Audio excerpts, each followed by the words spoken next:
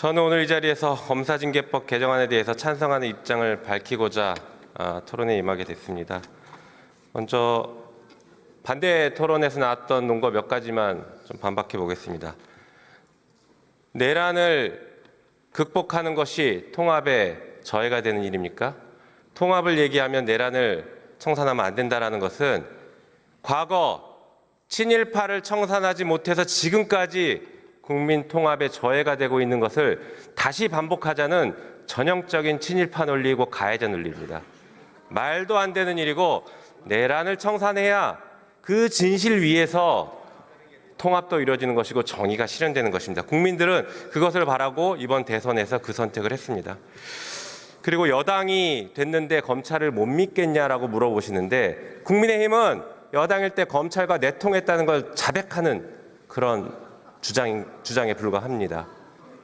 아직도 이런 철진한 얘기를 하고 있으니 한 발짝도 못 나가는 건 아니겠습니까?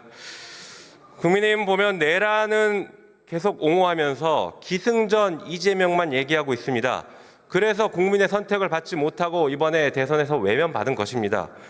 오죽하면 국민의힘 연설자들도 입만 열면 이재명 얘기만 해서 그랬는지 연설장에서 이재명 후보를 지지해달라는 얘기를 습관적으로 얘기하고 있지 않습니까?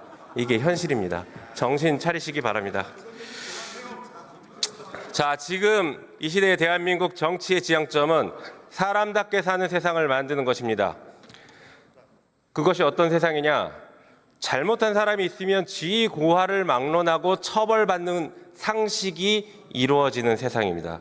한편 억울한 일이 생기지 않아야 하고 만약에 억울한 일을 당했다고 하더라도 국가의 시스템에 의해서 억울한 일을 해결할 수 있다는 신뢰가 있는 세상, 그것이 바로 사람답게 사는 세상의 출발점일 것입니다. 오늘 우리가 통과시키려고 하는 이 법들이 바로 사람답게 사는 세상의 출발점이 될 것입니다.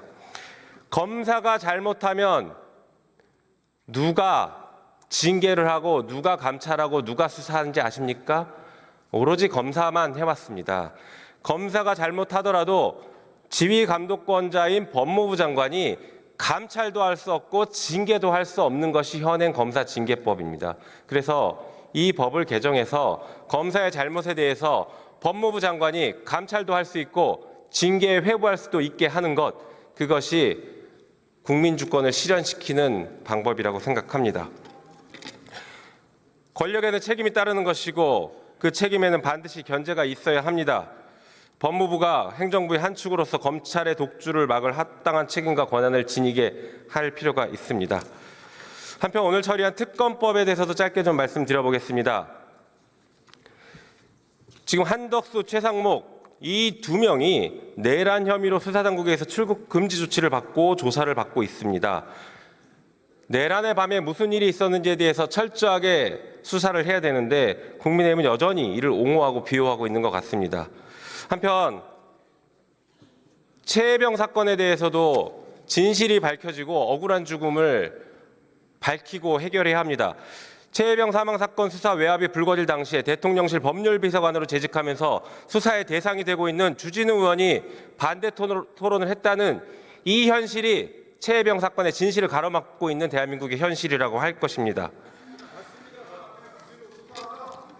이재명 대통령이 이재명 정부가 출범한 지금 오늘의 대한민국은 진실의 땅 위에서 정의가 실현되는 나라가 될 것입니다. 오늘 우리가 처리해야 되는 이 4가지 법안에 대해서 찬성 표결해 주시기를 부탁드리겠습니다. 이상입니다.